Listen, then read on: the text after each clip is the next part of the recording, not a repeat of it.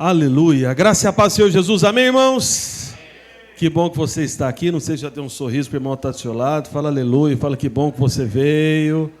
Amém? Especialmente os vencedores da rede de adultos. Amém? Que estavam no dia com Deus aqui ontem e estão aqui no culto hoje, né? Quem estava servindo ontem está aqui hoje. Deixa eu ver. Erga a mão.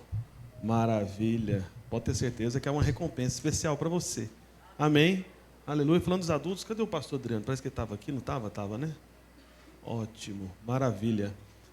Quem mais que eu não estou vendo aqui? Cadê os obreiros? Tem que ter um obreiro que está de férias, né? O Igor, né? O Júlio, eu tinha visto ele aqui agora há pouco também, está aqui. Né? Aleluia. Amém. Bem, meus irmãos, antes de eu prosseguir para a palavra, eu quero só dar uma informação para os irmãos de uma mudança que nós resolvemos fazer. Na verdade, não vou nem dizer que seria necessariamente uma mudança, mas é um retorno, né? Então, o que acontece? Nós tínhamos uma oração online, né? E alguns irmãos participavam. Eu estava tentando lembrar a quantidade de irmãos que participavam na parte da manhã. E acaba que esses irmãos que participavam tinham uma certa frequência, né? Eu acredito que eram os pastores que me ajudam a lembrar aqui, mas de maneira um pouco assim mais constante. Era um grupo de quase 6 irmãos, talvez, né? 5 ou 6 irmãos, né? E aí eu fiquei pensando, lembrando desses irmãos dias atrás. Não sei se eles estavam orando por isso. Senhor, faz o pastor Roberto lembrar de mim. Talvez alguém orou, né? E aí teve uma irmã aqui dizendo que orou por isso. Mas, enfim. Então, o que acontece? Para poder criar uma maneira, né, de participar, né, os irmãos da oração online, o que nós vamos fazer a partir de amanhã já, a partir dessa semana? Então, nós vamos retornar com a oração online, mas apenas 2 dias na semana, tá bom? Na segunda e na sexta-feira. Então, no começo da semana e no final da semana. Então, na segunda-feira, vai continuar a mesma escala. Alguém se lembra da escala de oração? Como é que era? Segunda, terça e quarta, responsabilidade de qual rede? Dos jovens ou adultos? Jovens, amém? Então, continua a mesma escala. Então, segunda-feira são jovens. Então, amanhã, às 6 horas da manhã, né, o pastor Rafael, né, junto aí com os obreiros aí de jovens, estarão à frente da oração online, amém? E a rede de adultos também tem uma escala, né? Estavam fazendo a oração que dia? Alguém se lembra? Quinta e sexta-feira.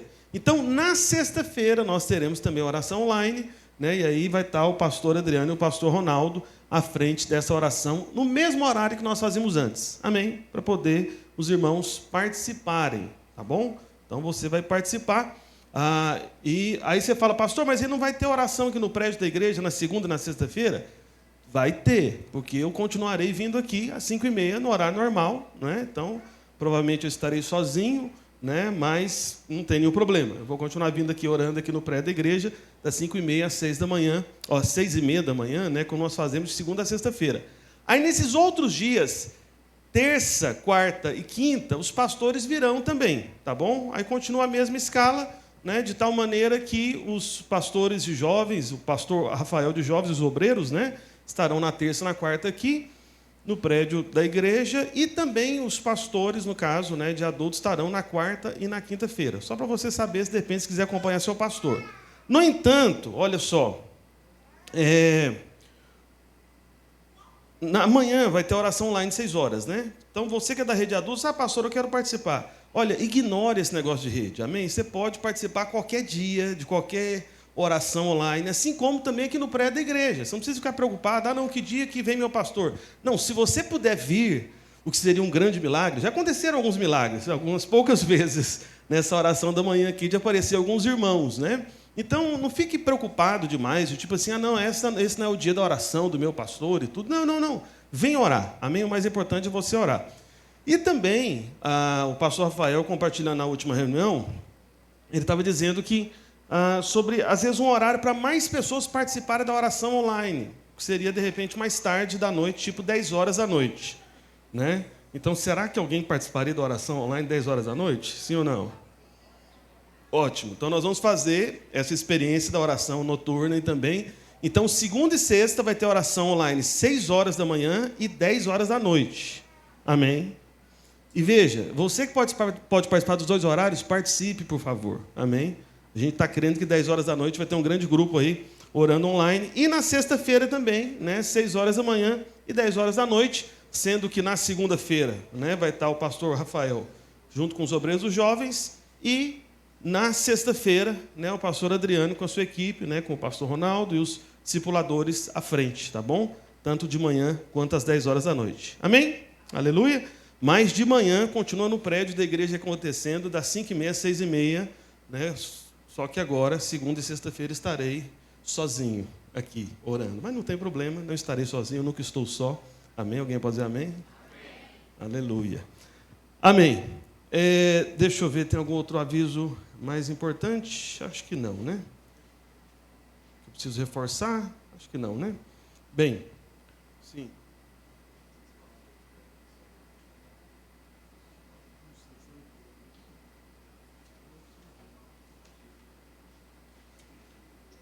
Sim, irmãos, o pastor Adriano está reforçando aqui. Então, no dia... Você quer falar alguma coisa aqui, pastor Adriano? Aleluia, amém, irmãos? Então, dia 29, nós vamos fazer um jantar para casais, amém? Aí chegou para mim os irmãos, pastor, a gente fez o evento para casais, o último, então também entrou também aí os casados aí, os casais, né? Corte, que está cortejando, está querendo casar, vamos abrir oportunidade para ele também?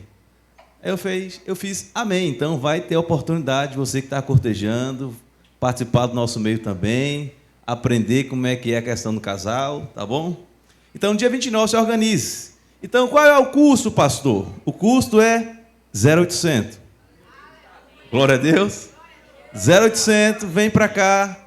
Amém? Nós vamos levantar também a oferta, vai ser uma grande bênção, vai ser uma noite especial. Você vai trazer também outra coisa, né? Porque às vezes o seu cônjuge também, você é crente, mas o seu cônjuge ainda não é convertido. Participa da célula, às vezes não. Então é uma oportunidade para você trazer o seu cônjuge aqui também, para ele ver como é o ambiente da igreja, e aqui a gente vai ganhar o coração dele cada vez mais para o Senhor. Amém? Amém? Glória a Deus. Aleluia, vai ser uma grande bênção em nome de Jesus. Amém? Aleluia. Abra sua Bíblia em Apocalipse capítulo 21.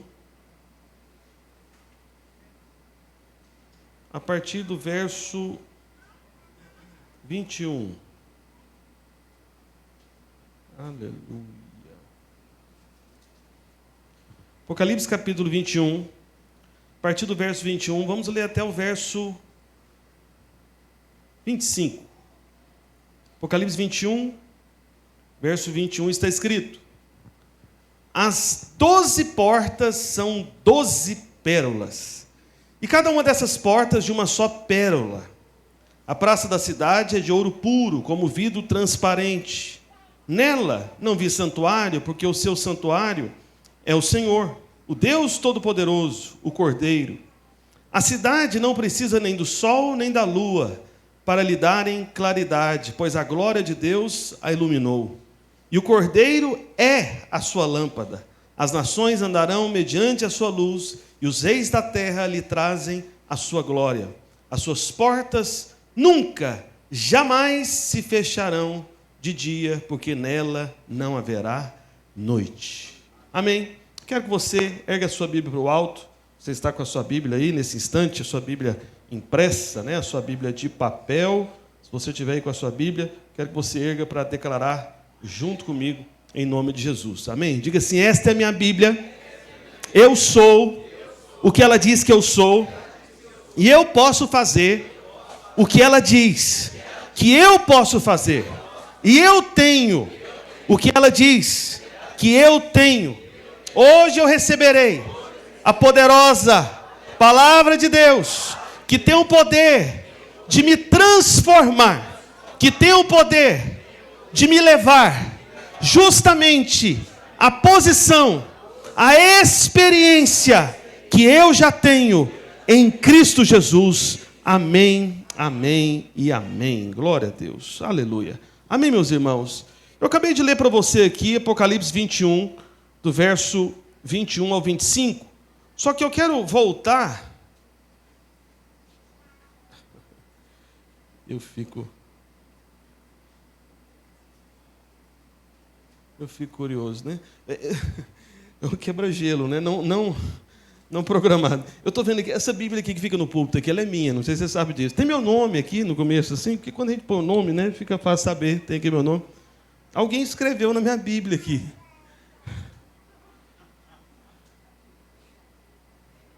Interessante. E uma letra horrorosa. Se fosse uma letra bonita, pelo menos, provavelmente é um homem. Até porque homem ter letra bonita é só se tiver feito curso, né, para isso. Mas, enfim. Mas não faz isso não, viu, irmãos? Não escreva na Bíblia de outra pessoa, amém? Fica o recado para você. Vamos lá, verso 9, está escrito. Volta aí para o verso 9. Esse trecho que nós lemos aqui de Apocalipse 21, olha o que está escrito no verso 9. Só no finalzinho ali, na verdade, né? Ali. Então veio um dos 7 anjos que tem as 7 taças cheias dos últimos 7 flagelos e falou comigo dizendo, falando para João. Lembra que Apocalipse foi uma experiência de João, amém? Que ele teve uma visão da parte do Senhor, né, quando ele estava preso lá na ilha de Patmos. E aí, no final dessa experiência que nós estamos, é Apocalipse 21. Apocalipse tem quantos capítulos? Alguém se lembra? 22, só falta um. Então está no final do final, amém? E aí o que o anjo fala para João? Falou o seguinte, olha, vem mostrar-te-ei a noiva, a esposa do Cordeiro. Aleluia. Quantos aqui são parte da noiva? Da esposa do Cordeiro? Só os homens, digam amém. Você é parte da noiva, da esposa do Cordeiro. Amém? Então, o que o anjo estava querendo mostrar para João aqui? Uma visão de quem? Fala para o irmão da sua, fala assim, de nós. Amém? Nós somos a noiva. Nós somos a esposa do Cordeiro. Então, quando o anjo chama João para ver a igreja, para ver a noiva, para ver a esposa do Cordeiro, e aí eu pulei alguns versos, né, para não ser uma leitura tão longa. A parte mais impressionante, ou prática, que nós podemos dizer, é a partir do verso 1 em diante. Agora pula lá para o verso 21. Então, tudo isso que está escrito aqui, do verso 21 até onde nós lemos, na verdade, é uma visão da igreja. É uma visão da noiva. É uma visão da esposa do Cordeiro. Amém? Então, isso é o que nós somos. Você pode, talvez, não viver totalmente aquilo que o Senhor já definiu que você é, mas nada pode mudar aquilo que o Senhor já determinou a seu respeito. Amém? Então, eu estou aqui hoje, nessa noite, desse domingo, para começar a falar de portas que representam justamente essa experiência da visão da noiva, da visão da esposa do Cordeiro. Portas que, na verdade, se referem a você. Portas que falam justamente da sua vida, da sua caminhada. Nós temos proclamado que esse é o nosso ano das portas abertas. Quem crê que diga amém? Amém? Esse é o ano das portas abertas. E veja, é impressionante que, um pouco mais adiante, vai lá para o verso 25, que é o último que eu li, na verdade, vai para o verso 25. Ótimo. Então, o que está escrito aqui? As suas portas nunca jamais se fecharão. Essas portas da noiva, essas portas da esposa do Cordeiro, essas portas da igreja, são portas que não se fecham. Então, veja, as portas estão abertas para você. São portas que nunca se fecham, até porque na glória vindoura não haverá noite, somente dia. E a ordem da porta é a porta ficar aberta de dia. Se a porta só fica aberta de dia, só tem dia, a porta fica aberta até quando? Para sempre. Então veja, nós somos parte de um povo cujas portas estão sempre abertas. Por isso, antes de qualquer coisa, meu irmão, entenda o seguinte: quando você, se deparar com circunstâncias que parecem ser portas fechadas na sua vida, meu irmão, se lembre do seguinte: não, peraí, eu tive uma visão, o Senhor mostrou para o anjo, João escreveu, e eu vi na palavra de Deus que as portas da igreja, as portas da noiva, as portas da esposa do Cordeiro, sempre estarão abertas. Então você faz parte do povo das portas abertas permanentemente. Não é só de vez em quando. Essa é a sua realidade. Mas aí, voltando para o verso 21, que foi o primeiro que eu li, vamos lá mais uma vez, verso 21. Então, as 12 portas são 12 pérolas, e cada uma dessas portas de uma só pérola. Olha que coisa incrível. Então, eu quero falar para você sobre portas. E aqui está dizendo que essas portas da igreja, essas portas da noiva, essas portas da esposa do Cordeiro, são portas de pérolas. E elas não apenas contêm pérolas, mas elas são feitas de como se fosse uma pérola inteiriça, como se fosse uma peça só de pérola. Isso não existe nessa terra. É algo completamente sobrenatural. E aí você pode até começar tentando entender o seguinte: pastor, mas por que essas portas são feitas de pérola? Na verdade, isso é uma alegoria da palavra de Deus, para que você entenda como eu e você fomos formados. Como assim?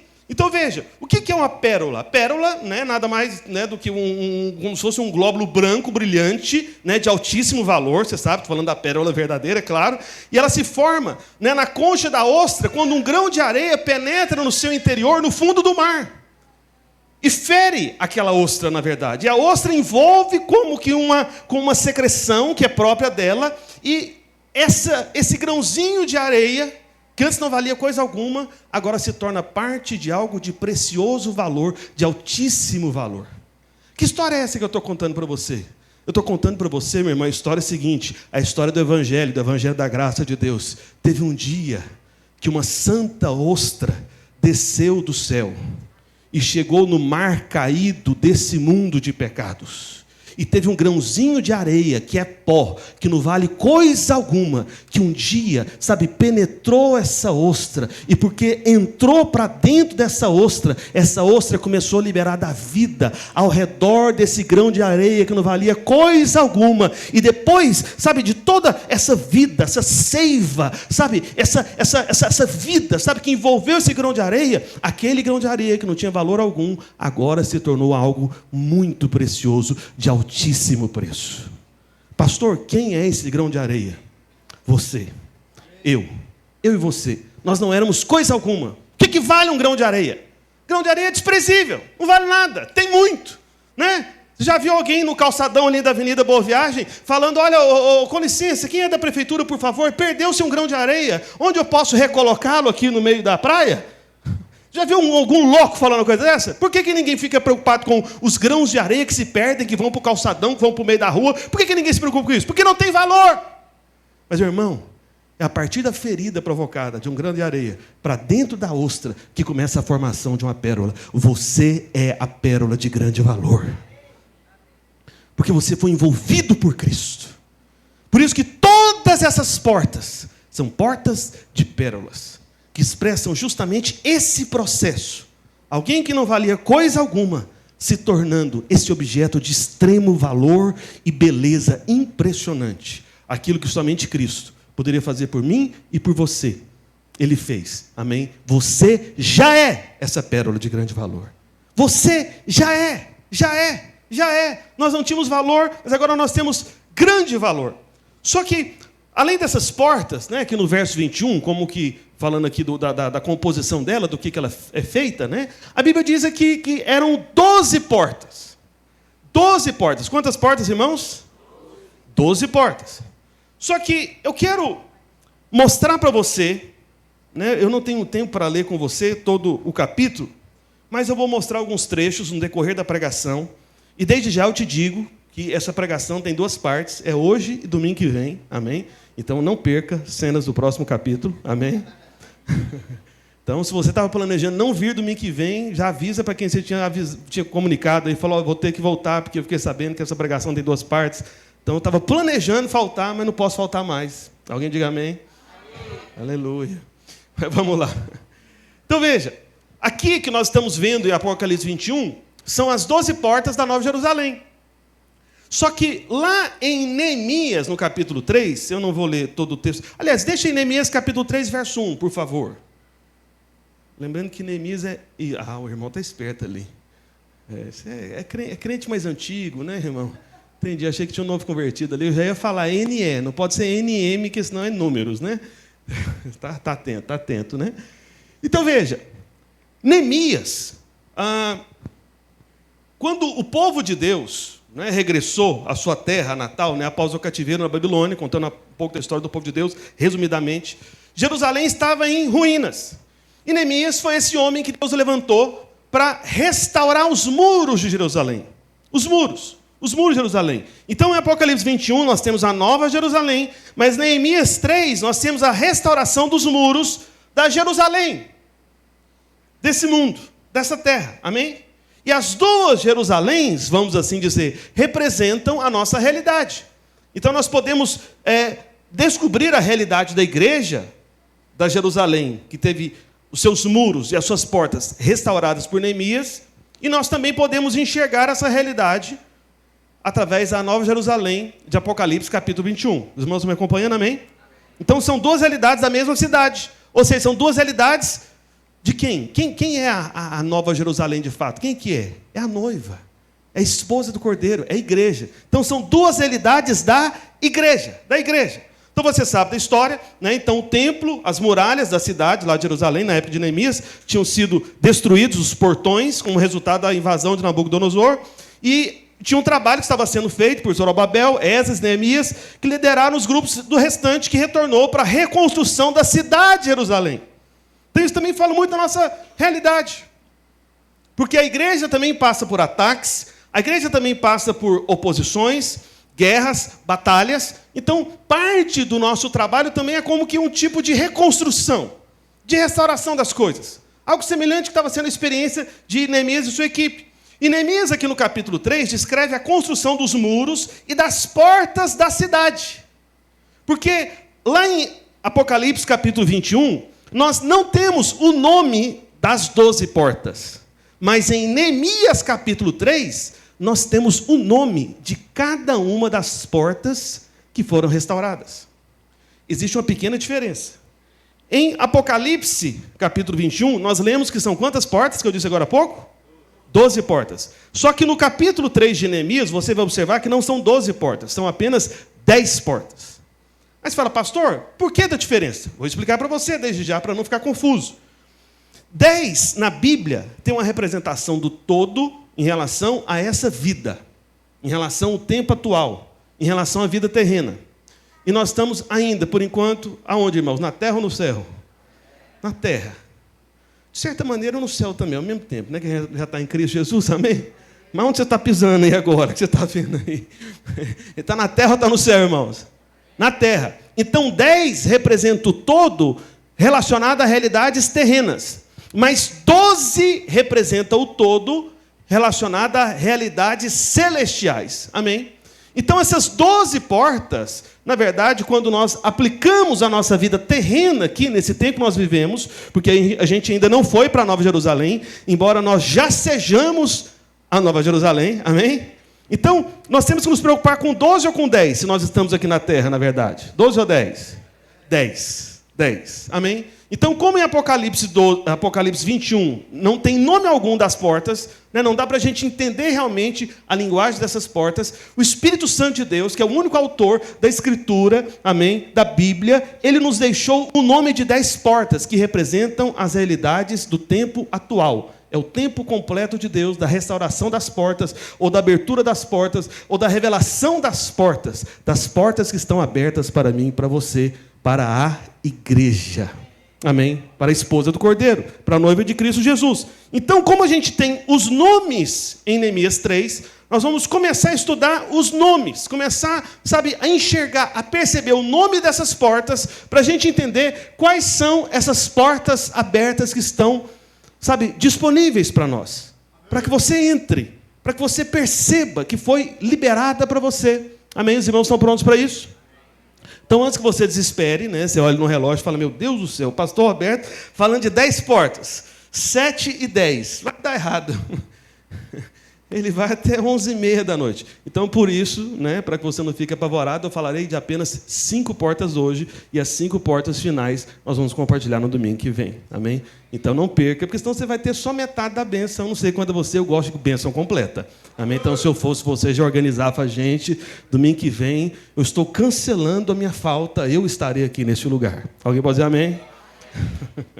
Então vamos lá. Então tinham 10 portas nos muros que cercavam Jerusalém, que foram os muros restaurados por Neemias, como está escrito no capítulo 3. Então quando a gente estuda esses nomes ou associações dessas 10 portas, nós vamos encontrar as aplicações espirituais para nossas vidas hoje, para as nossas vidas hoje, nesse tempo de portas abertas. Então são justamente essas portas que estão todas abertas para nós em Cristo Jesus. Então, em Neemias capítulo 3, verso 1, está escrito, então se dispôs Eliasibe, o sumo sacerdote, com os sacerdotes e seus irmãos, e reedificaram, olha só o nome da primeira porta, a porta do quê? Qual que é o nome, irmãos?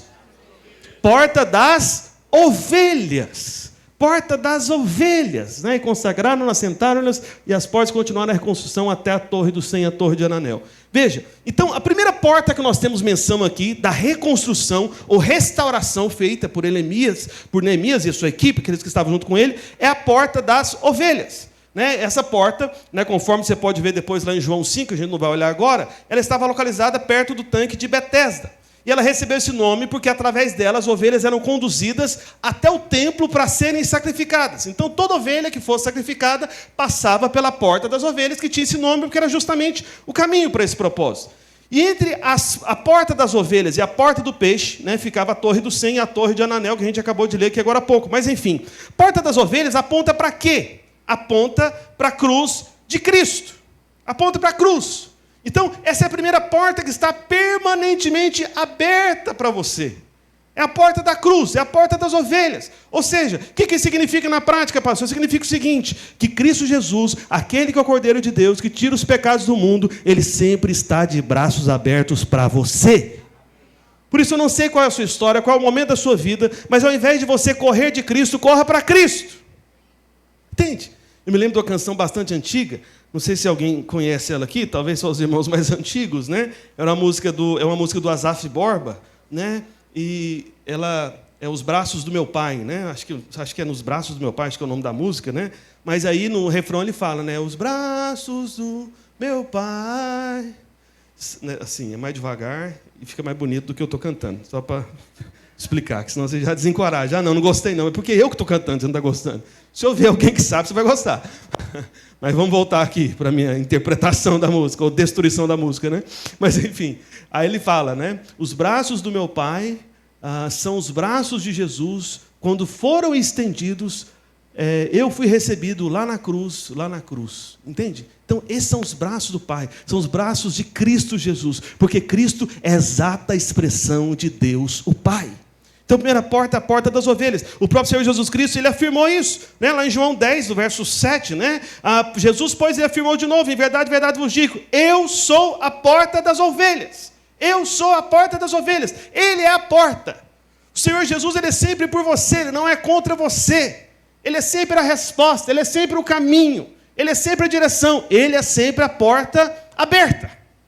Então lembra que a gente acabou de ler agora há pouco, em Apocalipse 21, que essas portas estão sempre abertas. Então a porta das ovelhas sempre estão abertas. Uma vez que você é ovelha, meu irmão, sempre haverá a porta do Salvador, que não apenas salvou você da condenação do pecado, mas que vai salvar você, sabe, de uma vida ruim, que vai salvar você de uma dívida, sabe, que vai salvar você da depressão, que vai salvar você, sabe, de um conflito na sua família. Ele não apenas te salvou, ele continua te salvando e ainda vai te salvar, porque ele não é apenas o salvador da condenação eterna, mas ele continua livrando sempre você. Por isso ele é a porta. Ele está dizendo para você hoje, eu sou a porta das ovelhas, pode vir que eu sempre estarei aberto para você.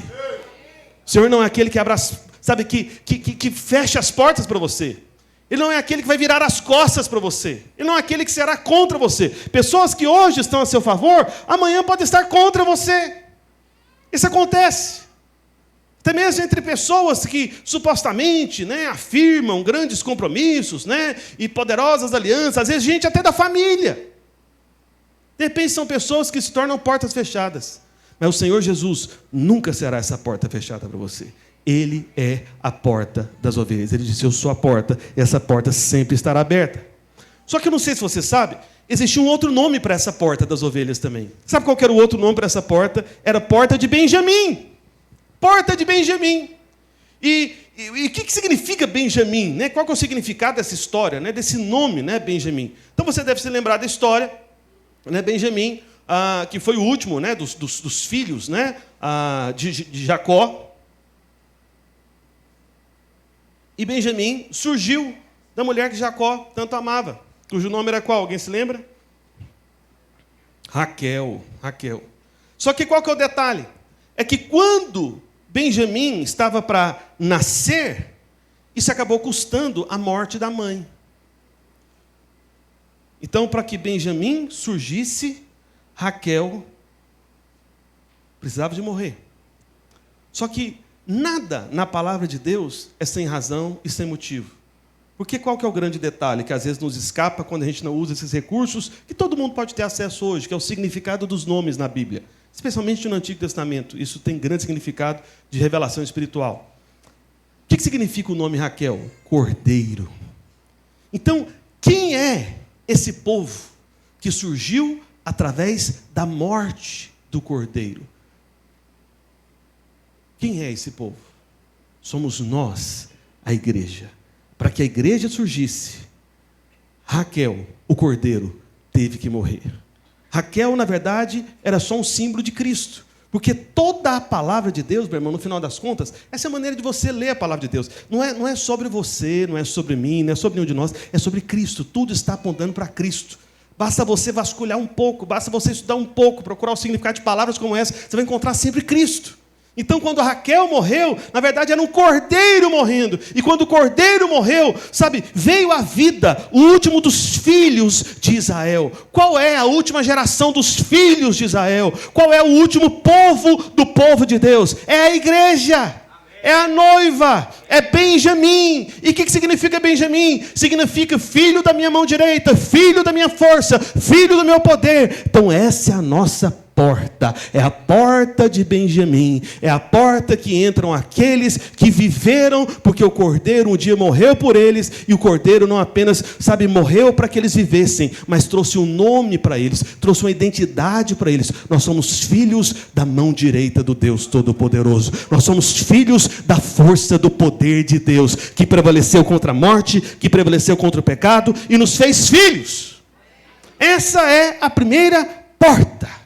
A porta de geração de Benjamim, a porta das ovelhas. Mas nós temos uma segunda porta. Vamos voltar agora a Neemias, vamos para o verso 3. Avance aí um pouquinho, verso 3. Neemias 3:3. Isso. Os filhos de Racená edificaram a porta do peixe. Agora nós temos aqui uma segunda porta que está sendo reedificada ou restaurada. A porta do peixe. Como é que é o nome da segunda porta, irmãos? Porta do peixe. Né? Colocaram-lhe as vigas, lhe assentaram as portas com seus ferrolhos e trancas. Está vendo? Tudo isso é um trabalho para restaurar essas portas. Porta do peixe. E o que significa essa porta do peixe? Que é uma outra porta que permanece aberta. Lembre-se disso. Apocalipse 21, as portas estão sempre abertas. Estamos falando de portas abertas, são as nossas portas. Nós vimos, né, a porta das ovelhas, que também é a porta de Benjamim. Amém? Nós estamos agora na segunda porta, que é a porta do peixe. Essa era uma das entradas principais de Jerusalém. Lá em 2 Crônicas tem uma referência sobre isso, no capítulo 33, depois você pode ver. Mas só que essa porta, ela levava a estrada principal ao norte de Jerusalém, que descia até uma planície costeira, muito importante. Né? E ela se localizava no local hoje, é chamado de o Portão de Damasco.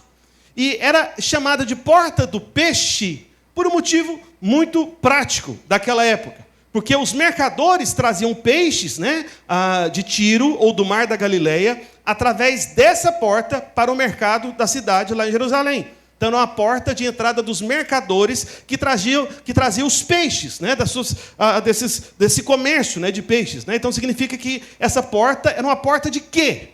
Quando você fala de peixe, né, que era o quê? Era um suprimento, era comida para o povo, a comida principal do povo.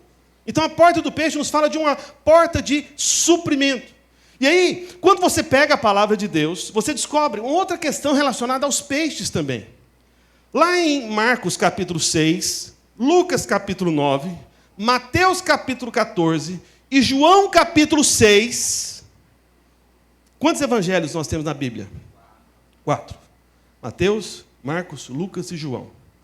Não sei se você sabe, mas existe apenas um único milagre que é relatado nos 4 evangelhos. Nenhum outro milagre é repetido nos 4 evangelhos. Então, tem milagres que só estão apenas em alguns dos evangelhos, a grande maioria estão nos 3 primeiros, que são chamados de evangelhos sinópticos, que têm essa relação de semelhança, mas nenhum milagre está nos 4 evangelhos, incluindo o evangelho de João, senão apenas o milagre da multiplicação dos pães, e se acha do quê? E dos peixes. Porta do peixe. Milagre dos peixes. E qual que foi esse milagre da multiplicação dos pães e dos peixes? Foi um milagre de suprimento, de provisão.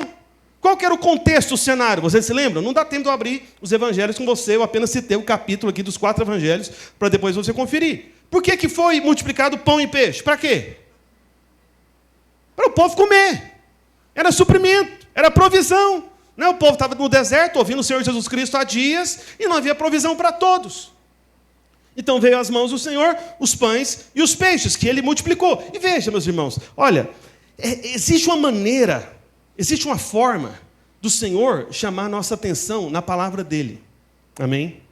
Uma das formas do Senhor chamar a nossa atenção na palavra dele é através da repetição. E aí quando você estuda os 4 evangelhos e descobre só tem um milagre que é repetido nos 4 evangelhos, só um, não tem outro, só esse milagre que é repetido nos 4 evangelhos, isso é o Espírito Santo chamando a sua atenção, falando para você o seguinte: ei, ei, você que está aí, quase dormindo, olha para cá, presta atenção nesse milagre. É o Espírito Santo falando para você, entendeu? Não é eu não, amém? Sei que tem irmão que ficou aí meio assustado e achou que tinha alguém dormindo, né? Pode ter sido também, mas enfim, olha para cá. Mas olha para cá. Então isso é o Espírito Santo chamando a sua atenção. Você lê Mateus, está lá, multiplicação de pães e peixes. Você lê Marcos, está lá de novo. Oxi, de novo, multiplicação de pães e peixes. Você vai lá, lê Lucas, multiplicação de pães e peixes. Vai lá, lê João, multiplicação de pães e peixes. Foi, peraí, é o Espírito Santo chamando a sua atenção, querendo destacar algo para você, querendo para mostrar para você de maneira repetitiva a importância espiritual. Então nós temos que prestar muita atenção nesse milagre.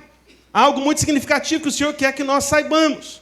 Então, se esse milagre é o único repetido nos 4 evangelhos, ele se torna como se fosse um padrão espiritual que mostra uma verdade espiritual que se aplica a muitas outras.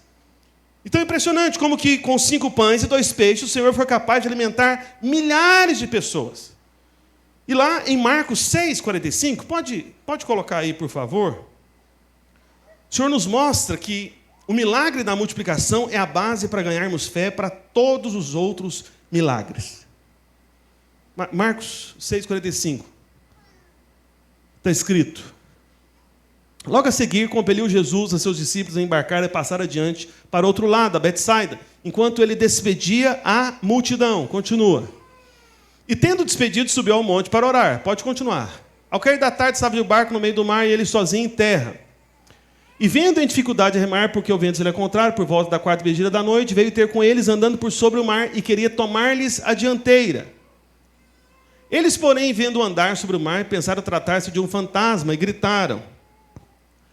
Pois todos ficaram aterrados à vista dele, mas logo lhes falou e disse: tem de bom ânimo, sou eu, não temais. E subiu para o barco para estar com eles, o vento cessou, ficaram entre si atônitos, porque não haviam compreendido o milagre dos pães, né, dos pães e dos peixes, antes o seu coração estava endurecido. Olha para cá. Essa explicação aqui do verso 52, porque não haviam compreendido o milagre dos pães, antes o seu coração estava endurecido. Isso está se tratando de um milagre antigo em relação ao contexto, ou isso é exatamente o que acabou de acontecer? Porque o que aconteceu com eles? Eles estavam assustados porque encontraram Jesus andando, né, ali no meio do mar. Não foi isso? Amém? Só que o Senhor Jesus, ele está dizendo o seguinte: olha, eles não compreenderam o poder de eu estar andando por sobre o mar, porque eles não compreenderam também o milagre da multiplicação dos pães e dos peixes. O que Jesus está querendo dizer aqui em outras palavras? Que quando você compreende o milagre da multiplicação, ou o milagre da porta aberta do peixe para você, todos os outros milagres você vai ter facilidade de compreender. Como assim, pastor? Vou falar para você em outras palavras ainda. É o seguinte: quando você crê que a porta do peixe está aberta para você, que é a porta da provisão, você terá fé para compreender todos os outros milagres que se sucederão após esse milagre de provisão na sua vida. Você está me entendendo? Ou ainda, em outras palavras, é como se o Senhor Jesus Cristo estivesse dizendo aqui o seguinte: que você crê no milagre da provisão é como se fosse um alicerce que vai sustentar a sua fé para crer em todos os outros milagres necessários. É como se fosse um milagre fundamental. É como se fosse um milagre básico. Por isso que o diabo faz questão de travar tanta gente em relação a essa fé. Que muita gente pode dizer, supostamente, que crê em muitas coisas, mas crê que Deus vai trazer o milagre da provisão? Não, peraí, aí não. Não, esse negócio de ter mais dinheiro, esse negócio de prosperar, é só para quem merece, quem é capacitado, quem foi qualificado, né? Quem se esforçou mais do que o outro, quem nasceu numa família um pouco mais rica, quem teve a oportunidade de maior instrução. Não, isso não é para mim, não. Percebe? Você está achando que a porta está fechada. Mas eu estou aqui, meu irmão, para te dar uma boa notícia. A porta do peixe está aberta para você. A porta do peixe. A porta da provisão, ela está aberta para você. E essa porta nunca se fecha. Por isso o Senhor vai surpreender você. Vai surpreender com portas sobrenaturais de provisão, de suprimento. Entende? Porque essa foi a experiência dos discípulos aqui. Voltem no verso 50, por favor. Verso 50. Aliás, volta no 49. Obrigado. Eles, porém, vendo andar sobre o mar, pensaram tratar-se de um fantasma e gritaram. Qual que era o milagre que estava acontecendo aqui? Jesus andar por sobre as águas. Não é esse o milagre? Eles creram que era o Senhor Jesus ou achavam que era um fantasma? Jesus ou fantasma? Fantasma. Aí alguém pergunta, por que eles acreditaram que era um fantasma e tiveram dúvida a respeito da possibilidade de Jesus andar por sobre o mar? Qual que é a resposta? Verso 52. Volta ao verso 52. Vamos lá. Isso. Porque não haviam compreendido o milagre dos pães, da multiplicação. Você está entendendo as coisas aqui? Então, quando você não crê no milagre da provisão financeira, do suprimento de Deus na sua vida, isso se torna um obstáculo para a sua fé em relação a outros milagres que virão. Você está entendendo? Parece uma explicação estranha. Não parece um pouco estranho? Seja honesto, não é? Espera aí, Jesus andando sobre os mares. Não, um fantasma. Ah! Imagina um monte de marmanjo barbado, homem gritando no meio do mar. Igual mulherzinha. Tão diferentinho, né? Ah! Certo, o outro até afinou a voz na hora. Por que eles não creram que Jesus podia fazer esse milagre, andar por sobre as águas? Sendo que ele que criou as águas, meu Deus do céu. Por que eles não creram? Porque eles não creram na provisão multiplicada. Não creram que Deus poderia aumentar o suprimento financeiro. Não creram que teriam mais do que o suficiente. Você está me entendendo? Por isso, meu irmão, preste atenção nessa verdade espiritual. Nós temos crido, e essa é a verdade da palavra de Deus que eu acabei de mostrar para você. Lembra lá? Em Apocalipse, capítulo 21, o que está escrito? As 12 portas lá, né? E essa porta está sempre aberta. Amém? Estão sempre abertas. Aliás, verso 25, né? As suas portas nunca, jamais se fecharão. Portas abertas. Que portas são essas que estão abertas? A primeira porta é a porta das ovelhas. É o Senhor que é por você. É a porta de Benjamim. Aqueles que foram favorecidos, vivificados, porque um dia o Cordeiro morreu para que você tivesse vida, e você se tornou a expressão do braço forte do Todo-Poderoso, Benjamim, filho da mão direita. Mas a segunda porta, que continuamente está aberta para você, é a porta dos peixes, que é a porta da provisão sobre a sua vida. Ela está aberta. Olha, irmãos, algumas coisas têm acontecido entre nós, e vai acontecer muito mais. Aconteceu algo aqui nesse prédio. Por isso que eu creio que essa mudança para cá é uma mudança profética. Profética. Especialmente nesse aspecto da provisão e do crescimento, não tenha dúvida. Mas o Senhor me surpreendeu. Eu tive que me controlar quando isso aconteceu. Mas depois eu fui para casa e eu chorei. Chorei. Só de lembrar da vontade de chorar tudo de novo. Sério. Eu digo para os irmãos, ao longo de todos esses anos, né? Vai para 15 anos, né? Eu cheguei aqui em 2010. 15 anos. Nós já tivemos diversos problemas financeiros na vida da igreja. Nas contas da igreja. Videira, Recife. E qual que é a história comum da solução desses problemas? Eu vou dizer para os irmãos. Quando eu tinha dinheiro, era o meu dinheiro. Né? Eu digo para os irmãos, quando eu cheguei aqui em Recife, eu tinha algum dinheiro. Eu lembro que eu cheguei colocando 10 mil reais na conta da igreja. De oferta, só para a igreja ter algum dinheiro. Movimentar o caixa da igreja, né? Aleluia. Quem faz isso, porque deve ter, né? Não, porque não é comum, né? Até hoje eu não vi outro irmão aqui da igreja dar assim, 10 mil livremente, né? Pelo que eu, assim, de uma vez só, não, né? Não teve, não.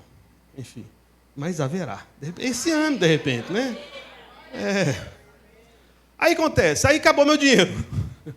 Acabou, né? Mas a porta do peixe está aberta, então eu estou crendo. Amém? Quem crê que está aberta? E aí vieram outros problemas. Aí o que acontecia? Né? E aí eu explico para vocês, né, muitas vezes que eu vou a Goiás, às vezes fico um pouco mais lá de tempo, né? Não são só as reuniões. São irmãos que eu procuro, que me conhecem há muitos anos, gente que tem condição financeira, e eu peço ajuda para essas pessoas. Então, muitas contas da igreja, né, situações difíceis, era sempre o irmão de Goiás que entrava e mandava o cash, o dinheiro. E aí, recentemente, eu lembro, não sei quem estava presente comigo aqui no momento, não sei se era o pastor Rafael ou o pastor Adriano, mas enfim, depois eles falam, né? Estava bem aqui no final do culto, aqui, nesse prédio mesmo. E aí eu conversando, né, com o irmão, né, sobre a situação. E eu sei que estava lidando com um problema financeiro. Aí, no meio da conversa, eu falei o seguinte, falei, não, irmão, você vê o tanto que está difícil. Eu estou procurando R$ 1.200 emprestado. Foi 1.200 ou R$ 1.000? Só na dúvida, eu falei 1.200, R$ 1.200. Eu estou mudando um pouco as histórias, tá? Para ninguém ficar sabendo quem que é, assim, realmente, né? Enfim, falei, irmão, eu estou procurando... a gente está num momento tão sensível aqui que eu preciso arrumar R$ 1.200 para pagar, emprestado, para pagar o aluguel que está faltando aqui, porque a gente acabou fazendo um monte de coisa, aí gasta dinheiro e tudo. Aí a pessoa da igreja aqui, que me ouviu conversando, falou o seguinte para mim, foi, pastor, não precisa procurar mais. Eu falei, Eu falei, não, pastor, eu pedi dinheiro emprestado, não. Eu estava orando, Deus estava falando comigo. Deus está me abençoado muito, mais do que o normal. E sabe de uma coisa? Qual que é o Pix da igreja? Eu vou mandar agora esse dinheiro que o senhor precisa para completar o valor do aluguel. Eu olhei aquilo, eu falei, gente... Aí eu olhei, falei, olha... Aí eu quase pedi a identidade para ver se era alguém de Goiás, sabe? Mas não. É um dos nossos aqui, de Recife, Pernambuco. Sabe, tudo isso aconteceu de maneira profética, eu tenho certeza disso. Então, problemas que antes, eu, como pastor da igreja, às vezes recorria a pessoas de fora para poder solucionar, eu tenho uma boa notícia para você, meu irmão. A porta do peixe está aberta para você. E você vai ser esse instrumento da solução das nossas dificuldades, desafios financeiros, aqui na videira de Recife, em Boa Viagem. Você vai ser esse instrumento. Chegou esse tempo, chegou esse momento. Alguém vai dizer amém? Eu vou te dar mais uma chance, que eu acho que algumas pessoas perderam essa chance. Amém? Então, chegou esse tempo, chegou o momento de você ser o instrumento da solução financeira dessa igreja aqui. Aleluia. Esses entraram na porta do peixe. Amém. Aleluia. Mas vamos continuar. Tem uma terceira porta. Preciso ir para a terceira porta. Vamos lá. Neemias 3, verso 6. Vamos voltar para Neemias. Aleluia. Verso 6.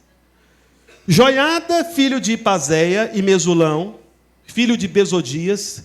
Todos esses nomes você não pode dar para os seus filhos. Amém? Só rapidinho, só para eu abrir um parênteses bem rápido. Amém? Vamos combinar? Amém? Não faça isso. Tá bom? Se tiver com dificuldade de criatividade, me procure, mas não use esses. Amém? Repararam qual porta? Como é que é o nome daquela porta ali?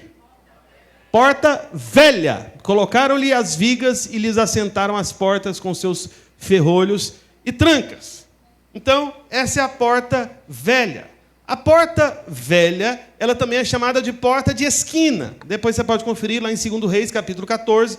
Não dá tempo de eu conferir com você. E também em Jeremias 31, porta de esquina.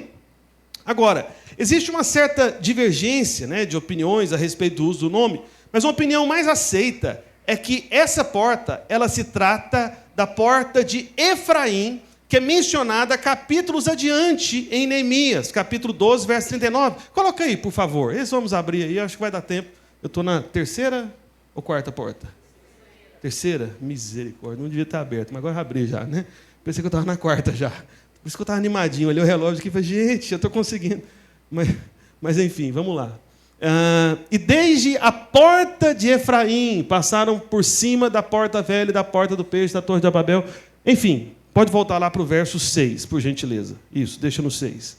Então veja, Então, depois, né, alguns estudiosos eles acreditam que, na verdade, essa porta ela seria justamente transformada pelo seu nome. Né? Então, deixaria de ser porta velha, né, para a porta de Efraim, né, que é essa porta mencionada adiante. Mas, enfim, se essa porta é também a porta de Efraim, é importante você entender quem foi Efraim.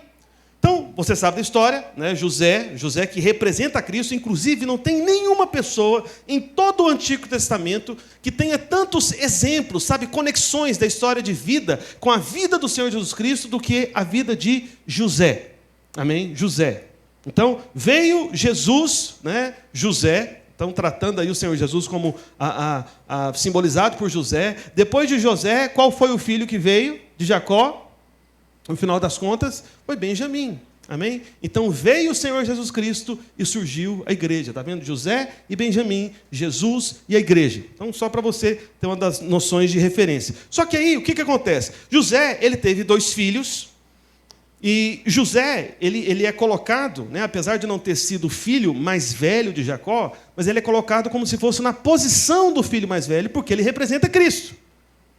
E o filho mais velho, no Antigo Testamento, você deve se lembrar, ele tinha direito a uma porção maior de herança. Quando se lembra? Qual que era a porção? Porção dobrada. Amém? Eu sei que na sua casa isso não acontece. Por que você sabe? Porque na minha também não. Eu sou mais velho, eu tenho porção dobrada de cobrança, porção dobrada de expectativa, porção dobrada de trabalho. O que mais? Tem alguém que é o filho mais velho aí da sua família? Deixa eu ver. Oh, que o Senhor te ajude. Amém. Eu compreendo. Tudo bem. Vamos lá, vamos continuar. O resto aqui é toda vida mais fácil. Do meio do meio em diante, só ameniza. Mas amém. Seja o mais velho para você ver. Olha para cá. Mas não tem jeito, né? Então veja. E aí, José, ele teve porção dobrada de herança. Aquilo que seria a herança que ele receberia de Jacó, o que acontece? Ela foi partida entre os 2 filhos, né, principais de José. Quais eram os 2 filhos de José principais? Alguém se lembra? Manassés, não, os filhos de José, não de Jacó. Né? Manassés e Efraim. Manassés e Efraim. Só que Manassés era o mais velho e Efraim era o mais novo. Acompanhe a história aqui que precisa entender, porque senão não vai fazer sentido para você. E aí o que José fez? Né? Então, uma coisa que era muito comum, né, numa dada idade, num certo tempo, né, então todo filho, ele trazia ali os seus netos, né, para poder serem abençoados pelos avós, né, como se fosse um tipo de bênção final, especialmente quando o avô ali estava no final da vida. Então, José, percebendo isso, ele foi e organizou um dia, um momento ali especial, e levou seus 2 filhos para apresentar a Jacó, que era o avô. Né? Então, José levou Manassés e Efraim para Jacó liberar uma bênção final, uma bênção que funcionava como se fosse um tipo de decreto para o futuro daqueles 2 garotos. Amém? Só que aí, quando José coloca o seu primogênito, que é Manassés, né, o mais velho, à direita de Jacó, e Efraim à sua esquerda, que lembra, o que significa Benjamim mesmo, que eu falei agora há pouco? Filho da mão direita. Porque a mão direita é que representa força na Bíblia, representa poder. Então, o que era o comum esperado? Né? Se você tinha 2 filhos, você iria colocar o filho mais velho de frente a qual mão? A direita ou a esquerda? O mais velho? A mão direita. E aí o próximo filho seria colocado em qual mão? Na mão esquerda. Então o que o José fez? Fez exatamente isso. Quer ver? Deixa eu pegar. Cadê? Dois jovens aqui. Se bem que parece que está todo mundo alto aqui para mim. Eu queria alguém um pouquinho mais... Deixa eu ver. Não. Quem que eu chamo aqui? Hã? Miguel? Ah, cadê o Miguel? Vem cá, Miguel. Cadê? Tem mais alguém? Mais ou menos? Gabriel? É Miguel ou Gabriel? Venha. Leonardo? Pode ser Leonardo. Vem, Leonardo. Você... Isso. Miguel e Leonardo. O Leonardo é mais alto que você, né? Pronto, fica os 2 aqui. Aí, cadê? Fica aqui de frente para mim, aqui, os 2. Isso. Aí você é mais alto de cá, né? Ótimo. Aí está aqui o pastor Rafael José. Levanta, José. Isso. Você achou, né? Ficou só falando o nome do povo aqui. Ele achou que ia se livrar. Espertinho. Sabe o que quer dizer, irmão? Fala, chama ele. Me livrei. Aí eu chamei ele agora. Fica com a mão sobre o ombro dos 2, as extremidades aí. Isso, maravilha. Aí está aqui o pastor Rafael, né? É o José. Aí está aqui o Manassés, que é o mais velho. Está vendo que ele é um pouquinho mais alto aqui que o Miguel? O Miguel vai te passar, viu, irmão? Você tem quantos anos mesmo? 18. E o Miguel tem quanto? 15. Vigia. Então, olha só. Está aqui o Manassés, o mais velho, o mais alto. E está aqui o Efraim, o mais novo. Aí eu sou aqui o Jacó. E o José veio apresentar para Jacó. Falou, aí o José chega diante de Jacó falando, pai, vim apresentar os meus filhos. E aí o José, sabedor de toda a tradição de Israel, ele faz como normalmente é feito. Ele coloca o mais velho à frente de qual mão minha? Que é essa aqui, a minha, não a sua. A minha é qual? Mão direita ou esquerda? Direita. Então ele coloca o mais velho na frente da mão direita e o mais novo na frente da mão esquerda. Só que Jacó, meu irmão, ele representa um tipo de crente na palavra de Deus que devemos ser eu e você. Amém? Porque Jacó é uma palavra ruim normalmente. A gente usa mais para poder Jacó, né? Falando no sentido negativo, não é assim? Porque Jacó era o espertalhão, o trapaceiro, você sabe da história. Só que Jacó na Bíblia, tá bom? É importante você entender isso. Na Bíblia, ele representa aquele que foi transformado pela ação do Espírito Santo de Deus. De fato, era um mau caráter, sabe? De fato, era um trapaceiro, mas teve uma obra do Espírito Santo de Deus na vida dele, e por isso o nome dele foi mudado de Jacó para Israel. E agora ele é um vencedor, ele é um campeão com o Senhor. E aí, como José traz os dois filhos para Jacó, sendo Jacó já de idade avançada, né? Lembra como é que é o nome dessa terceira porta? Porta velha, ou porta de Efraim, amém? Porta velha, Jacó está aqui já no auge da idade, já é velho já. Velho não no sentido negativo, no sentido de experiência, amém? E aí, o que Jacó faz? Chega aqui, pastor Adriano, só para segurar o meu microfone aqui, por favor. Jacó, na hora que ele vai liberar a bênção, segurei para mim. O que Jacó faz? Erga-se, isso, obrigado. Jacó, ao invés de colocar a mão direita sobre a cabeça do mais velho, ele resolve fazer o seguinte, ele cruza os braços. Ele coloca a mão direita sobre a cabeça do mais novo e a mão esquerda sobre a cabeça daquele que é o mais velho. E José, quando vê isso, ele fica incomodado. Ele pensa que o painho está até meio gagá, sabe assim? Pai, não, o senhor não entendeu. O mais velho é o outro. Jacó falou, não, eu entendi sim, mas é porque Deus quis fazer assim. E você pode falar, pastor, o que isso significa? Colocar a mão direita sobre a cabeça do mais novo e a esquerda sobre a cabeça do mais velho. Isso significa o seguinte, meu irmão, isso significa favor de Deus. Isso significa Deus abençoando o improvável. Havia uma bênção maior para o mais velho, mas Deus quis dar a bênção maior para aquele que era o mais novo, para aquele que ninguém via, para aquele que ninguém percebia. É Deus invertendo a ordem das coisas. As pessoas podem olhar para você hoje, parece que você está no final da fila, parece que você não é digno, parece que você não tem a experiência, sabe, necessária para avançar, para prosperar, parece que nada está acontecendo na sua vida, mas eu tenho uma boa notícia para você, meu irmão. A porta de Efraim é a porta do improvável sendo levantado. Ninguém está vendo, mas vai acontecer de repente. O Senhor tirando você lá de trás das malhadas e colocando você na posição de reino, na posição de liderança, na posição de vencedor. O Espírito Santo de Deus está cruzando os braços hoje e colocando a mão dele sobre a sua cabeça. Ele está promovendo você. Quando todos viam você lá atrás, você será colocado à frente. Essa é a porta de Efraim, a porta da graça, do favor imerecido. Ninguém vai entender, mas o Senhor é quem vai promover você. Aleluia. Vamos dar aplauso para esses irmãos aqui. Obrigado, irmãos. Essa é a porta de Efraim. De Efraim. Uma posição que você não pode ganhar. Parece que você está no final da fila. Mas essa porta, que também é chamada de porta de Efraim, é chamada de porta velha por quê também? Porque velho aqui não é no sentido negativo, de algo decadente, sem forças, fraco, que está no final da carreira, não. Velho aqui é no sentido de perseverança. É no sentido daqueles que continuam. Nós fizemos no começo do ano, foi um café para os pioneiros. Quem são os pioneiros aqui da Videira Recife? São aqueles que certamente entraram e continuam entrando pela porta velha também. Por que porta velha? Porque é da perseverança. São aqueles que não desistiram. Amém? Por isso, meu irmão, há um favor especial para você que não desiste. Você que não desiste do seu casamento, você que não desiste da sua família, você que não desiste da sua célula, você que não desiste do seu discipulado, você que não desiste da sua rede, você que não desiste da vida, você que não desiste do trabalho, você que a cada dia tem continuado. Há um favor especial. Essa é a porta velha, a porta daqueles que perseveram, mas também a porta de Efraim. É Deus promovendo aqueles que parece que estão lá atrás. Deus tem o poder para fazer isso, e Ele vai fazer isso para você. E essa porta está continuamente aberta para a sua vida. Se você crê, diga aleluia. Aleluia. Amém. Mas lá em Neemias capítulo 3, voltando... pronto, já está no 3. No verso 13. Coloca aí, por favor. Vamos agora sim para a quarta porta. Aleluia. Quarta porta. Na quarta porta do texto. Isso aqui, a gente só está seguindo a sequência do texto, tá bom? Eu não li todo o capítulo com você, porque são muitas referências, eu não consigo, mas depois você pode ler com calma. Então, essa é a quarta porta mencionada no texto. A porta, como é que é o nome da porta?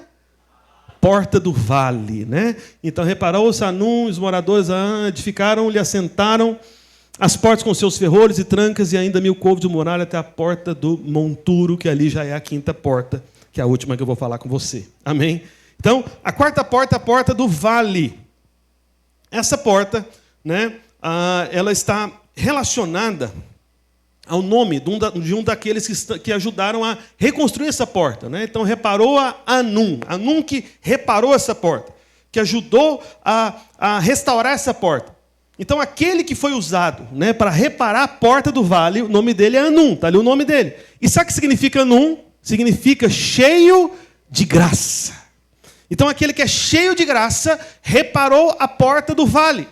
Só que o que significa vale? Vale na palavra de Deus sabe, significa algo, muito, muito, muito elementar. Todo crente, né, tem noção, né, do que significa vale. Né? Até por isso que tem até uma canção, né? É uma canção mesmo ou não, hein? Agora estou na dúvida se é canção ou se é coisa da minha cabeça. Né? Tem uma canção que fala Deus de montes, Deus de vales ou não?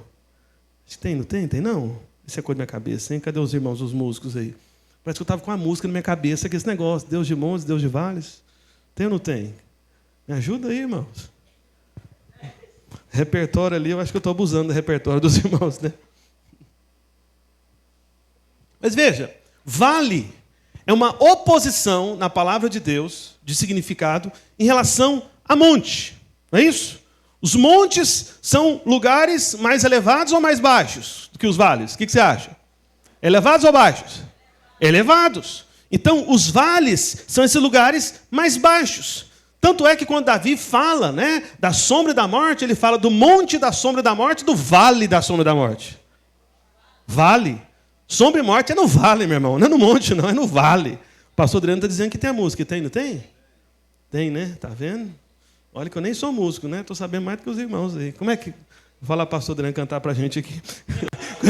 Não, como é que começa ela aí? Só lê aí. Não, só lê. Não precisa cantar, não. Da Êxtila. Como é que é o nome da música? É Deus de... Deus do vale, Deus dos montes. Alguém também Êxtila, né? Eu ouvi Êxtila, então, pelo visto. Que coisa incrível. Não lembrava de ter ouvido Êxtila, né? Mas, enfim. Mas volta para cá. Então, o que é o vale? Meu irmão, vale é o lugar onde você mais precisa de graça. Graça. Então, as montanhas sempre falam de coisas boas, de experiências extraordinárias, aquelas experiências de glória, aquelas experiências mais elevadas. Só que o vale é o lugar da luta espiritual. É o lugar da provação. Por isso, uma coisa que pode estar acontecendo é o seguinte, às vezes o inimigo pode estar dizendo para você que você está no vale e que você vai ficar no vale. Mas, meu irmão, eu estou aqui para dizer para você que existe uma porta no meio desse vale. Existe uma porta de saída para esse vale. A porta do vale é justamente essa porta do escape. É justamente essa porta do livramento. Às vezes você está passando por um vale, né, em relação ao ambiente da sua família, da sua casa, ou do seu casamento, ou do relacionamento com seus filhos, ou você que é filho, seu relacionamento com seu pai. É um vale. Ou às vezes você que é líder de célula, às vezes parece que você está como se fosse num vale junto com a célula. Fala, meu Deus do céu, eu faço de tudo, eu oro, eu busco, procuro, parece que a célula não cresce, não avança, não rompe. Está num vale, está num vale. Então, esse é o lugar de luta, esse é o lugar de prova, esse é o lugar de provação. Mas existe uma porta no vale. Você pode sair desse vale. E lá em Oséias, capítulo 2, verso 15, isso fala a respeito de uma porta também, que é justamente essa porta no meio do vale. Lá em Oséias capítulo 2, verso 15. Coloca aí para mim, por favor, Oséias 2,15. Queria já chamar o irmão para o teclado aqui, por favor. Está escrito: e lhe darei dali as suas vinhas e o vale de Acor por porta... Como é que é o nome dessa porta aqui, irmãos? Porta de esperança. Será ela obsequiosa como nos dias da sua mocidade, como no dia em que subiu da terra do Egito. Veja, Acor aqui, certamente uma referência a Acã, né? Aquele que tomou das coisas consagradas ao Senhor quando o povo conquistou Jericó. E significa inquietação, né? Perturbação, distúrbio. E a promessa de Deus é que no vale da inquietação Ele vai colocar uma porta de esperança. Porque vale é justamente isso, essa inquietação. É quando as coisas parecem que não acontecem e você fica inquieto, não entendendo por que não está acontecendo. Por isso, quando você estiver passando pelo vale, você tem que procurar uma porta de esperança. Aí você fala: pastor, mas como que eu encontro a porta de esperança no meio do vale? Porque a porta no meio do vale é porta de esperança. É para você sair do vale. Eu li esse outro texto aqui apenas para ilustrar para você. Eu vou te dizer, sabe quando você abre a porta da esperança no meio do vale? É quando você espera o melhor de Deus, apesar das circunstâncias estarem dizendo totalmente o contrário. Entende? É quando você espera o melhor. É quando você tem expectativa, sabe, para o bem, não para o mal. Entende? Expectativa para o bem, não para o mal. Você pode estar num vale, né, no que diz respeito à sua vida emocional, sentimental. Mas, meu irmão, não fique andando segundo aquilo que você vê. Ande segundo aquilo que você crê. Faça como o Senhor desde o início da criação. A Bíblia diz que a terra estava em trevas, sem forma, vazia. Só trevas que tinha. E Deus, Ele olha para as trevas e diz o quê? Haja luz. E houve luz. Percebe? O Senhor resolveu dizer o contrário do que era visto. Percebe? O Senhor Jesus, aonde Ele estava nos evangelhos, pode observar. Ele via algo e dizia o contrário. Ele viu a morte de Lázaro e chamou Lázaro para a vida. E como dizem alguns irmãos, o Senhor Jesus, Ele não apenas disse para Lázaro, ressuscita, mas Ele chamou o nome de Lázaro, porque se Jesus tivesse dito apenas ressuscita, todos os mortos se levantariam de uma vez só. E o plano dele era somente Lázaro. Por isso que ele teve que falar só o nome. Se ele falasse, venham todos mortos para a vida, era isso que ia acontecer. E haverá um dia que todos, de fato, ressuscitarão. Que o autor da vida vai chamar. Percebe? O Senhor vê a morte, chama a vida. O Senhor vê as trevas, chama a luz. O que você chama no meio do vale? Aquilo que você vê no vale ou a porta de esperança? A porta de saída. Por isso, entre pela porta de esperança. E o seu casamento será restaurado. O negócio que você está envolvido, o trabalho, sua profissão, terá livramento. A situação que você está envolvido, por mais complexa, sabe, difícil, inexplicável que você esteja, não importa quão grave seja esse vale, há uma porta no meio desse vale. E essa porta é uma porta de esperança. Por isso não tema, apenas creia e entre pela porta do vale, que é uma porta daqueles que têm esperança, boas expectativas no Senhor. Se o Senhor é por mim, quem será contra mim? Tudo posso naquele que me fortalece. É isso que você fala no meio do vale da sombra da morte. Não temerei mal nenhum, porque tu estás comigo. E a última porta que eu quero compartilhar com vocês está no verso 14 de Números 13. É o final do verso, na verdade eu já até li. Então está escrito ali depois do ponto e vírgula, né? Ele a edificou. É o 14 mesmo? É isso mesmo, né? Isso. A porta do monturo reparou a Malquias, filho de Recabe, maioral do distrito de Bet-Aquerem. Ele edificou, ele assentou as portas com seus ferrolhos e trancas. Então essa porta, ela recebeu esse nome porque levava a um vale chamado Inom naquela época, ao sul de Jerusalém. Esse vale era onde o lixo era despejado. Toda a sujeira da cidade era levada através desse portão. Por isso que era a porta do monturo. E a primeira menção de monturo está relacionada com os sacrifícios do templo. Porque tinha certas partes do animal, e os excrementos do animal eram queimados fora da cidade, para que não contaminasse a cidade de Jerusalém. Então, o intestino, essas partes mais impuras, segundo a lei, eram levados para fora, além dos próprios excrementos do animal, para serem queimados fora da cidade, e passava por essa porta. Só que esses excrementos, depois, eles até eram usados para fazer fertilizante. E Paulo diz que considerou tudo como esterco, como essa coisa que tem que ser levada para fora, pela excelência de conhecer a Cristo. Ele olhou para toda a vida dele e falou: quer saber de uma coisa? Nada se compara ao conhecimento de Cristo. Para mim é como coisa que leva-se para o monturo. Paulo dizendo lá em Filipenses 3, depois você pode conferir. Por isso, entenda o seguinte: no dia em que você se sentir menos merecedor, por causa da sua queda, da sua fraqueza, existe uma porta aberta para você. Existe uma porta aberta para você. Essa porta do monturo é como se fosse também uma porta de libertação. Eu não sei, mas talvez alguma obra do inimigo tenha escravizado você, tem mantido você em cadeias, preso em práticas, em um tipo de vida que você sabe que não é vontade do Senhor, não é o melhor do Senhor para você. Mas saiba do seguinte: a porta do monturo é para que você saiba que todo entulho colocado pelo inimigo na sua vida será removido em nome de Jesus. Fique em pé onde você está. Todo lixo do medo, da ansiedade, do pânico, da angústia serão retirados. Mas também aquele pecado que assedia, que oprime você, terá o seu poder quebrado. Há uma porta de livramento. A porta do monturo é essa porta onde tem coisas que não precisam mais estar na sua vida, serão removidas de uma vez por todas.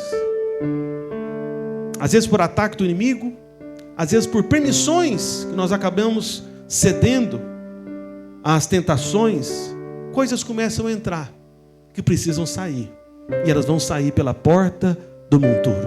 Amém?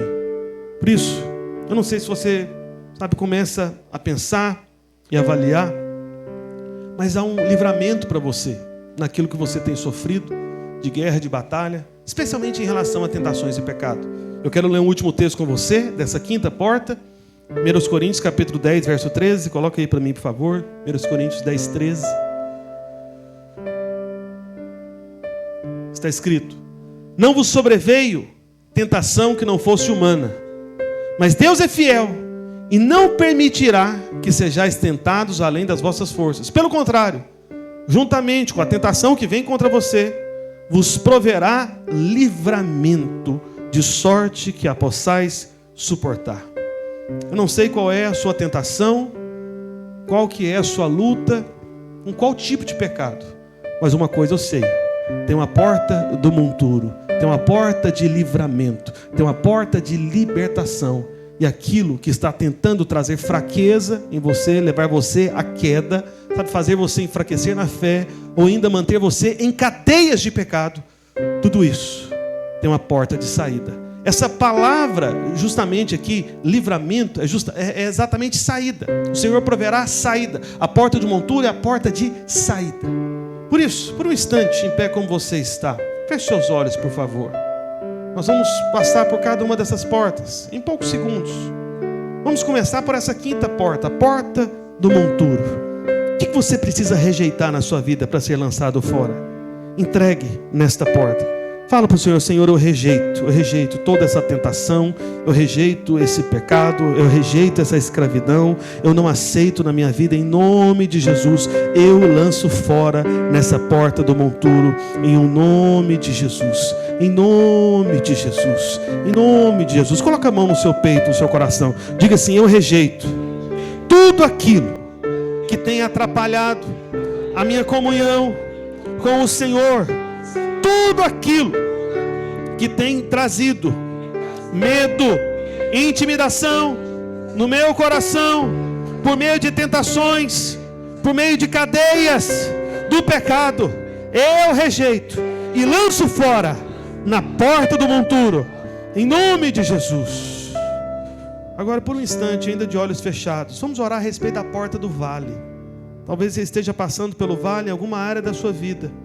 Talvez esteja na sua família, no seu relacionamento, ou às vezes é um vale na sua vida financeira, Ou às vezes você que é líder de célula, porque você ainda não vê a sua célula romper, crescer, avançar. Eu não sei qual área do vale você está passando, mas você vai declarar que em nome de Jesus, você vai entrar pela porta da esperança no meio do vale. Você vai apenas declarar: o Senhor é por mim, por isso quem será contra mim? Você vai apenas dizer: tudo posso naquele que me fortalece. Esse vale não vai prevalecer, eu vou sair dele, porque eu decidi olhar para essa porta que existe no vale, porque o Senhor é por mim, o Senhor não é contra mim, Ele está a meu favor, por isso eu não temerei mal nenhum, e eu vou entrar por essa porta de esperança. Eu creio que o Senhor tem pensamentos de paz a meu respeito, para me dar aquilo que eu desejo. O Senhor não tem pensamentos de mal, o Senhor não está planejando coisas ruins, muito pelo contrário, Ele é bom, e por isso Ele já providenciou a porta de esperança no meio desse vale, e eu entro por essa porta de esperança,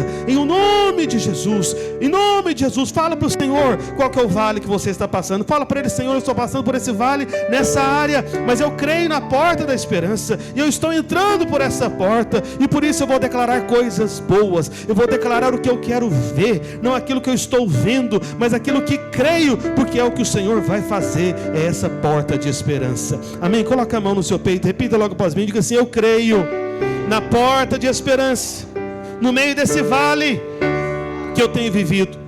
Eu declaro o que eu creio, não o que eu vejo, porque o Senhor é poderoso para fazer infinitamente mais do que tudo aquilo que eu posso ver no meio desse vale.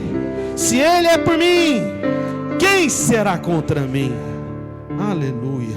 Ainda com seus olhos fechados, nós vamos agora entrar pela porta do peixe, a porta da provisão superabundante. Fala para o Senhor a provisão que você quer ver. A provisão financeira, seja prático. Se você não tem uma casa própria, fala: Senhor, eu entro pela porta do peixe, por isso eu vou ter minha casa própria, não vou morar mais de aluguel. Se você não tem um carro, fala para Ele, fala: Senhor, eu entro por essa porta do peixe, eu creio na Tua provisão multiplicar sobre a minha vida, eu vou ter o meu carro. Amém? Ora ao Senhor por provisão financeira. Às vezes você está no meio de uma dívida, do endividamento. Fala: Senhor, eu entro por essa porta do peixe, da multiplicação superabundante. Eu creio que o Senhor vai fazer multiplicar, porque o Senhor é aquele, ó Deus, que é o Senhor do ouro e da prata. Por isso o Senhor tem pensamentos de paz, o Senhor tem o melhor para mim, e o Senhor se alegra na prosperidade dos teus servos. Está escrito na tua palavra: o Senhor é aquele que multiplica 5 pães e 2 peixes e alimenta milhares de milhares. Por isso eu creio na multiplicação da provisão financeira que o Senhor já tem colocado em minhas mãos, em nome de Jesus. Coloca a mão no seu peito e diga assim: eu creio que a porta do peixe está aberta e sempre estará aberta para mim. Por isso eu declaro multiplicação na minha vida financeira, de tal maneira que eu serei instrumento de bênção superabundante na minha casa, na minha família, nesta igreja, em nome de Jesus. Eu vou fazer uma oração aqui, deixa eu te avisar antes, olha para cá. Só se você crer, porque eu creio que Deus tem o poder de fazer isso ainda nesse ano. E o Senhor fazendo, porque Ele vai fazer, me fala. Eu quero chamar você para orar da seguinte maneira: Senhor, que o meu salário se torne o meu dízimo. Simples assim, entendeu isso? Que o meu salário se torne o meu dízimo. Amém? É a porta do peixe. Os irmãos creem que o Senhor pode fazer isso? Não é possível. É o único milagre repetido nos 4 evangelhos. Justamente o milagre de suprimento e provisão, de multiplicação financeira. Amém? Quantos aqui creem que realmente com mais recursos financeiros você vai ter uma vida melhor com a sua casa, com a sua família? Vai ser o melhor para a igreja também, vai ou não vai? Vai, claro que vai. Amém? Então, você que crê nisso, amém? Para ser esse instrumento de grande bênção, coloca a mão no seu peito mais uma vez. Diga assim: Pai, crendo nesta porta aberta, a porta do peixe, a porta do suprimento, multiplicado sobrenaturalmente, eu oro, Senhor, para que o meu salário o valor atual do meu salário se torne em breve o valor do meu dízimo, para a tua glória, para o desfrute da minha casa, da minha família, e para a bênção do Senhor sobre esta igreja, sobre esta obra, em nome de Jesus. Aleluia, amém. E a última porta, que na verdade é a primeira, é a porta das ovelhas. Amém. É a porta do Senhor Jesus Cristo, de braços abertos para você. Então eu quero te chamar, na verdade, eu nem vou fazer uma confissão com você. Eu quero apenas te chamar para, durante 10 segundos, sabe, 15, 20 segundos que seja, você simplesmente vai agradecer ao Senhor, porque Ele sempre é por você, Ele sempre está do seu lado, Ele tomou sobre si toda a culpa, amém? Ele está, sabe, cumulando você de bênçãos, de graça e de favor.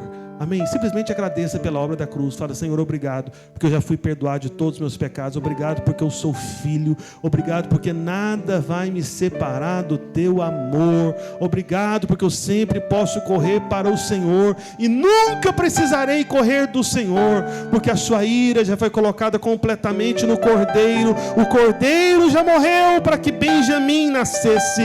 O Filho de Deus se fez pecado no meu lugar para que eu fosse feito justiça de Deus. O Filho de Deus se fez filho do homem para que eu, filho do homem, fosse feito filho de Deus. Simplesmente comece a agradecer ao Senhor. Agradeça pela cruz, agradeça pelo perdão, agradeça por você ter sido feito filho, agradeça porque Ele te salvou, agradeça porque sobre você não há mais nenhuma condenação. Você é favorecido, você faz parte da geração de Benjamim, você é filho da força da mão direita do Todo-Poderoso. Você é abençoado com toda sorte de bênçãos espirituais nas regiões celestiais em Cristo Jesus. Você é aquele que antes era apenas um grão de areia, mas a ostra que desceu do céu no mar desse mundo caído de pecados, recebeu esse grão de areia para dentro de si e fez de você uma pérola. E as 12 portas da Nova Jerusalém, da noiva do Cordeiro, as 12 portas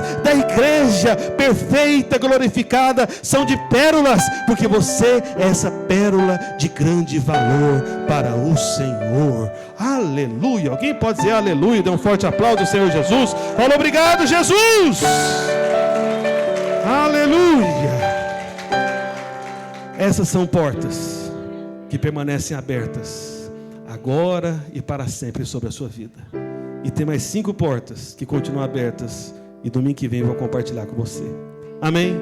Deus abençoe os irmãos em nome de Jesus. Antes da gente encerrar, devo fazer uma última oração que eu estou querendo fazer todas as vezes a partir de agora. Eu estava me esquecendo já. Repita logo após mim, diga assim: Senhor Jesus, eu creio que Tu és o Salvador e que me livrou dos meus pecados na cruz do Calvário. Por isso eu te peço, faz de mim Teu filho por causa da Tua obra. Eu te agradeço, porque antes eu era um pecador, mas agora eu sou um filho de Deus, porque eu creio com o meu coração e confesso com a minha boca na Tua obra, a obra da cruz. Amém. Amém. Quero fazer uma pergunta. Se tiver alguém nos visitando, se você nunca entregou sua vida ao Senhor Jesus, ou se você está nos visitando, estava afastado dos caminhos do Senhor, vem aqui à frente que eu quero orar por você. Essa oração que nós acabamos de fazer, uma oração de entrega ao Senhor Jesus. Amém? Se não, Deus abençoe os irmãos em nome de Jesus. Fala para pelo menos 2 ou 3 irmãos. Fala para ele um nome de 1, 2, 3 portas. Qual porta que você se lembra? Declara essa bênção dessa porta sobre a vida dele em nome de Jesus. Aleluia.